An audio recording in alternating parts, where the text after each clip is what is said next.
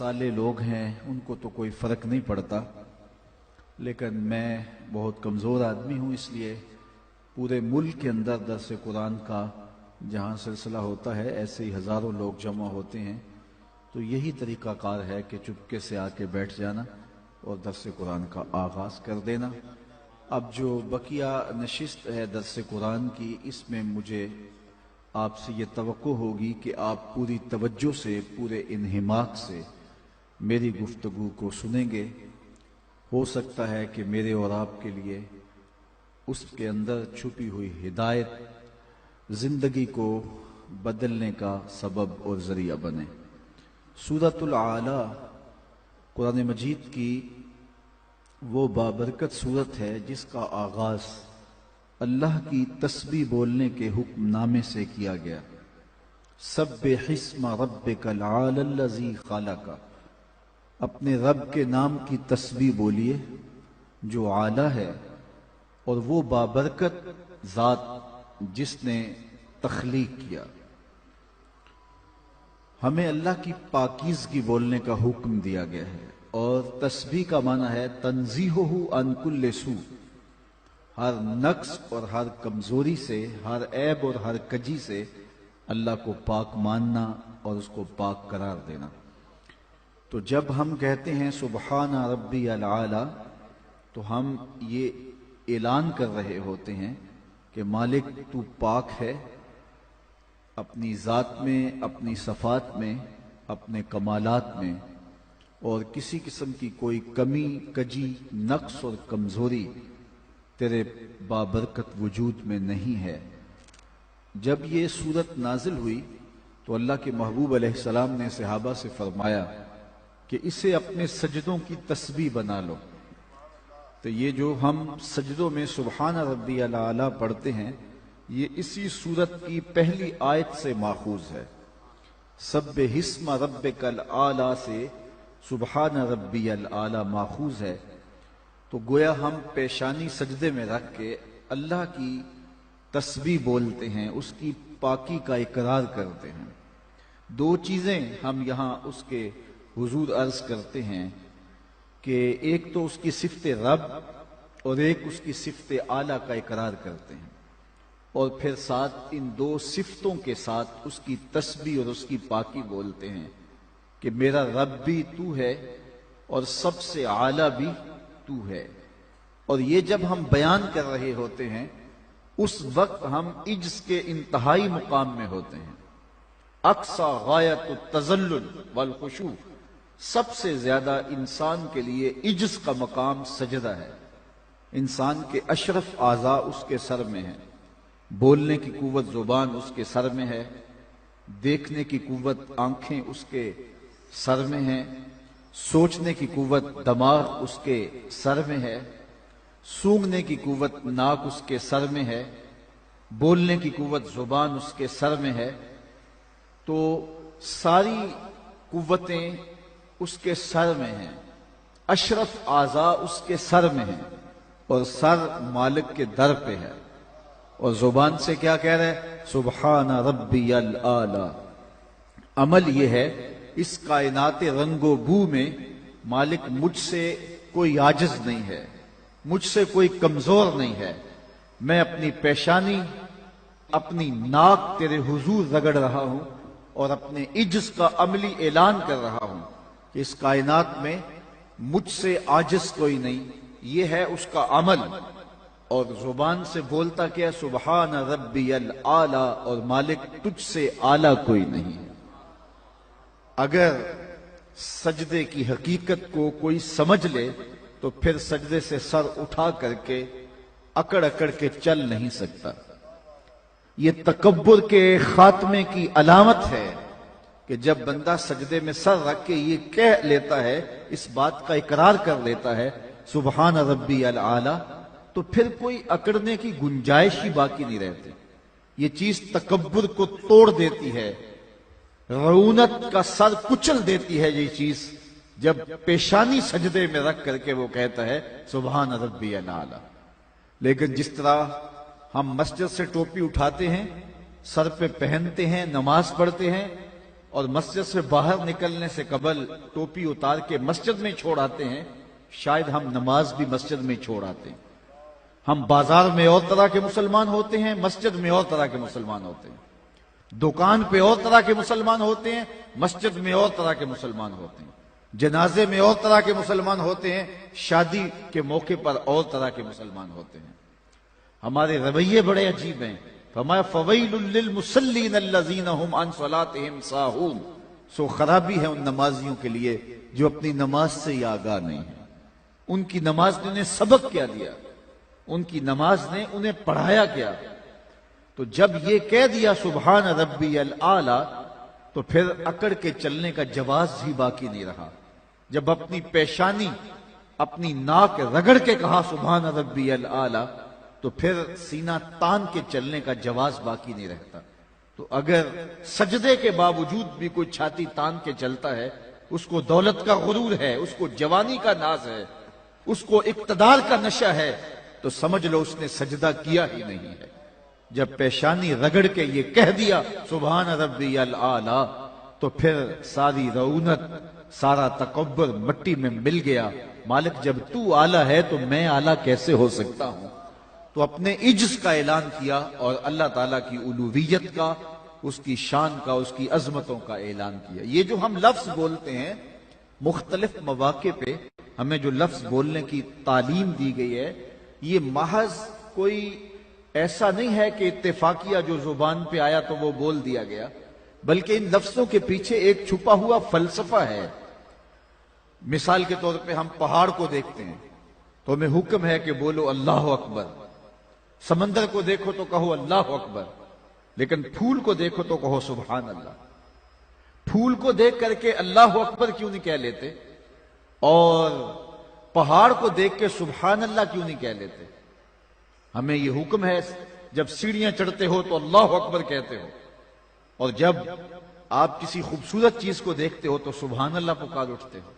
تو اس کے برعکس بھی تو ہو سکتا ہے، سبحان اللہ بھی تو اسی کے نام کا وظیفہ ہے اور اللہ اکبر بھی تو اسی کے نام کا وظیفہ ہے۔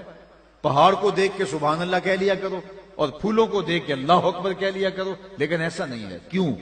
اس لیے کہ جب پھولوں کو دیکھا، اس کی لطافت، اس کی خوشبو، رنگوں کی مینا کاری اور اس کے وجود میں بسی ہوئی خوشبو جب دیکھا تو دل اس کی طرف الجھنے لگا، اتنا خوبصورت، تو زبان پہ سبحان اللہ، میرا اللہ پاک ہے۔ اور جب پہاڑ کو دیکھا، اس کی ہیبت اتنا بڑا، تو دل میں اس کی بڑائی اور عظمت بیٹھنے لگی، اتنا بڑا، تو کہا اب بول اللہ اکبر۔ یہ پہاڑ بڑا نہیں، میرا اللہ سب سے بڑا ہے جس نے اس کو پیدا کیا۔ سمندر کو دیکھا تو تا حد نظر پھیلا ہوا سمندر دیکھا تو اس کی ہیبت، اس کا رعب دل میں بیٹھنے لگا، اتنا بڑا سمندر، تو فوراً بولا اللہ اکبر، یہ کیا ہے، میرا اللہ سب سے بڑا ہے۔ تو پھول کو دیکھ کر کے سبحان اللہ کہا اور سمندر اور پہاڑ کو دیکھ کے اللہ اکبر کہا۔ تو جو ہم لفظ بولتے ہیں اس کے پیچھے ایک فلسفہ ہوتا ہے۔ تو جب پیشانی سجدے میں رکھی، جب اللہ کے حضور سجدہ ریز ہوئے، تو اس وقت اپنی پیشانی اور ناک رگڑ رہے ہیں لیکن زبان سے بول رہے ہیں سبحان ربی الاعلی۔ اس کی الوہیت کا اقرار ہے کہ وہ سب سے اعلیٰ ہے، سب سے بالا ہے، شان والا ہے۔ تو اگر سجدے کی حقیقت کو کوئی پا گیا تو پھر سجدے سے سر اٹھا کر کے وہ اکڑ کے چل ہی نہیں سکتا ہے۔ اور اگر کوئی سجدے کے باوجود بھی اکڑ کے چلتا ہے، سجدے اس کے تکبر کو مات نہیں دیتے، سجدے اس کے غرور کو توڑتے نہیں ہیں، سجدے اس کی رعونت کا خاتمہ نہیں کرتے، تو وہ ٹکرے مار کے آیا ہے، اس نے حقیقت میں سجدہ کیا ہی نہیں ہے۔ تو اگر سجدہ کر لیا ہے تو طبیعت میں عجز پیدا ہوگا، طبیعت میں جو ہے وہ انکساری پیدا ہوگی۔ اللہ ہمیں حقیقت کا سجدہ نصیب فرمائے۔ تو کہا سبح اسم ربک الاعلی، اپنے رب کے نام کی تسبیح بولیے جو اعلیٰ ہے۔ آگے فرمایا الذی خلق، وہ اعلیٰ بھی ہے اور اس نے پوری مخلوقات کو پیدا بھی کیا ہے، تخلیق بھی کیا ہے۔ اے ساجد، اللہ کے حضور پیشانی جھکانے والے، تیرے اوپر اللہ کا حق ہے کہ تو اس کے حضور پیشانی جھکائے۔ اس لیے کہ وہ تیرا خالق لگتا ہے. دیکھ تیرا اس کا رشتہ کتنا گوڑا ہے، کتنا گہرا رشتہ ہے کہ اس نے تجھے خلق کیا ہے. دیکھیے ماں کے حقوق جو اولاد پر ہیں، باپ کے حقوق جو اولاد پر ہیں، دنیا کے کسی ترازو پہ ماں کے حق تولے نہیں جا سکتے. ماں کے پیار کا وزن نہیں ہو سکتا.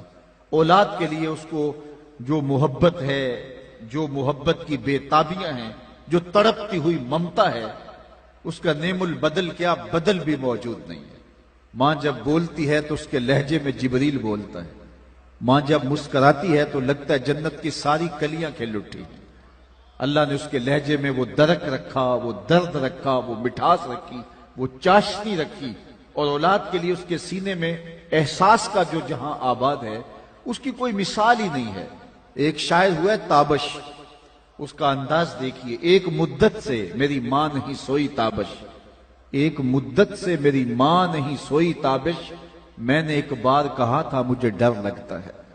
کہا ایک بار بچپن میں میرے منہ سے نکلا تھا، امی مجھے رات کو ڈر لگتا ہے. میری ماں اب بھی متفکر رہتی ہے اور میرے بستر پہ پھونکے مار کے سوتی ہے کہ میرے لال کو کہیں ڈر نہ لگ رہا ہو. یہ ماں کا پیار ہے. اولاد کے لیے دکھ جھیل لیتی ہے.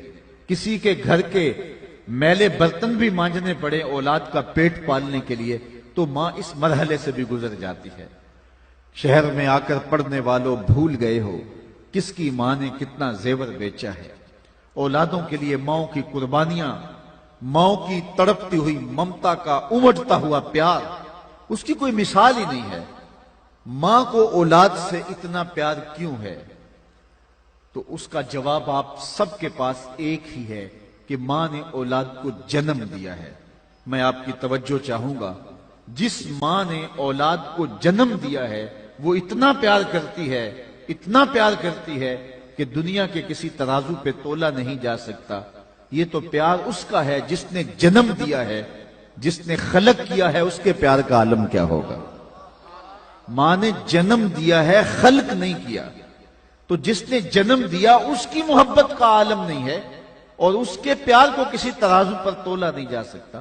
سمندر کی پاتال تک تو شاید کوئی پہنچ گیا ہو، لیکن ماں کے پیار کا کنارہ آج تک کسی کو نہیں ملا. اللہ نے اس کو وہ محبت دی ہے، وہ پیار دیا.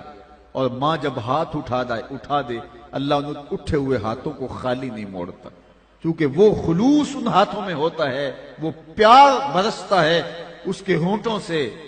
اور یہ لازمی نہیں ہے کہ ماں رابعہ بصریہ ہو تو پھر ہی اس کی دعا قبول ہوتی ہے. لیپا پوتی کرتی ہوئی ماں گارے سے بھرے ہوئے ہاتھ بھی اٹھا دے اللہ انہیں بھی خالی نہیں موڑتا. یہ ماں کے پیار کا انداز ہے.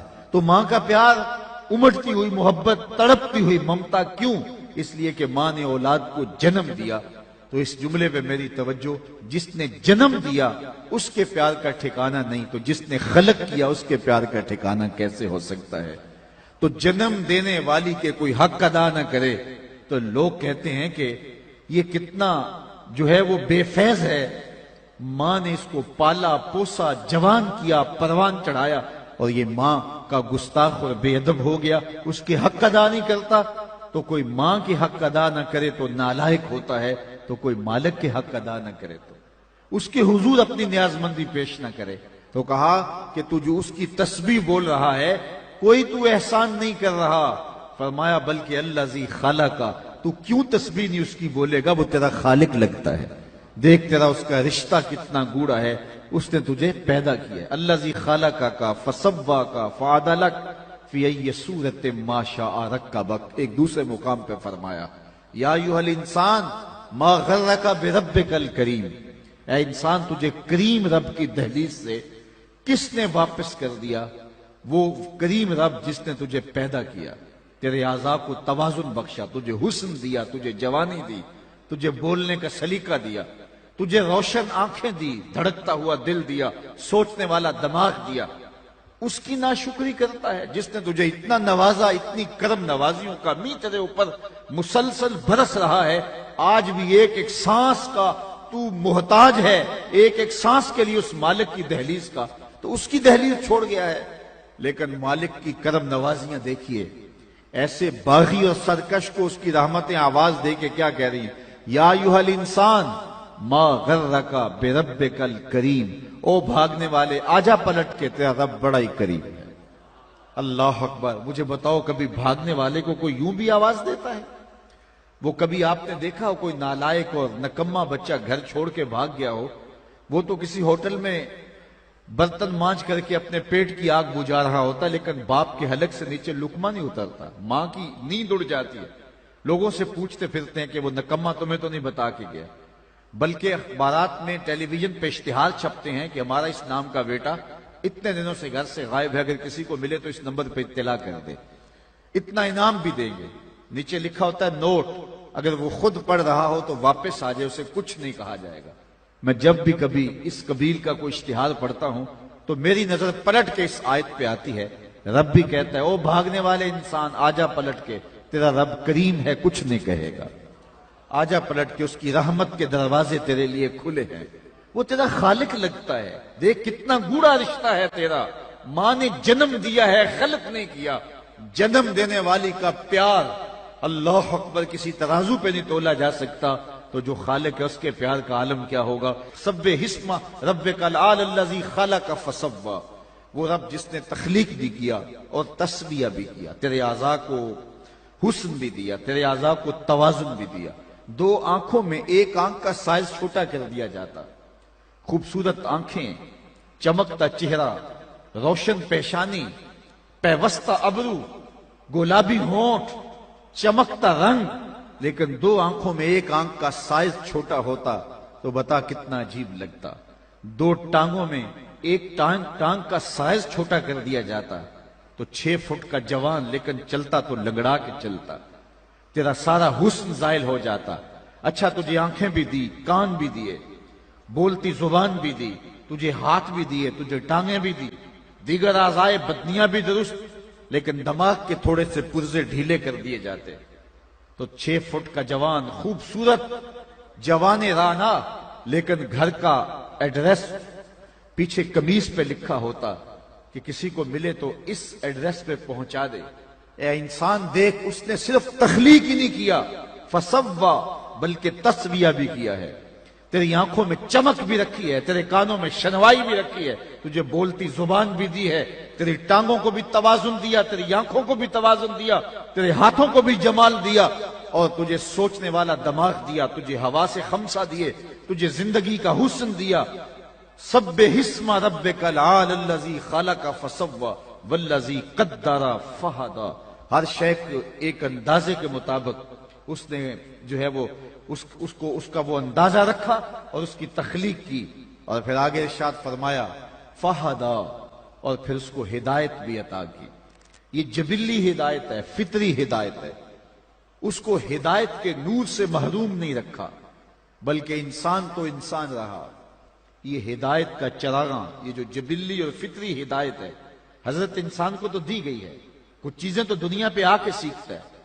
آنکھیں دی گئی ہیں، پہچانتا نہیں ہے، ہاتھ دیے گئے ہیں، پکڑ نہیں سکتا، ٹانگیں ہیں، چل نہیں سکتا، زبان ہے، بول نہیں سکتا، سنتا ہے، سمجھتا نہیں، یہ سب کچھ یہاں آ کے سیکھتا ہے۔